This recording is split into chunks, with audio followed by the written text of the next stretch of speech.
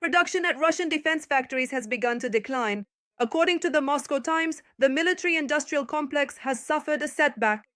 According to Rostat, for the first time since the start of the full-scale war against Ukraine, key industries linked to the military-industrial complex have stopped growing and have gone into decline. Production of metal products, one of the main segments of the defense industry, unexpectedly dropped in September.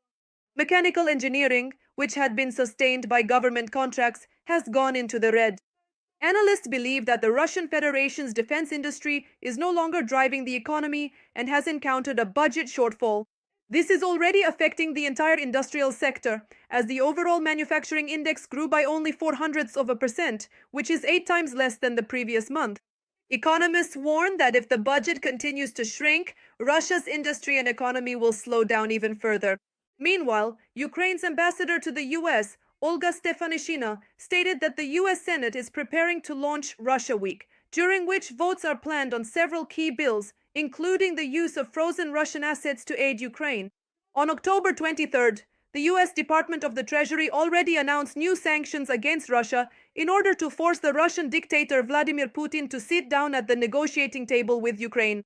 According to Bloomberg, the Indian company Reliance Industries purchased millions of barrels of oil from the Middle East and the US after American sanctions were imposed on 2 Russian producers. Meanwhile, the Kremlin insists that the sanctions will not work. The US president responded to this statement. Let's see what happens in 6 months. Putin's press secretary Dmitry Peskov stated that the Kremlin agrees to wait 6 months to see the results of the new sanctions.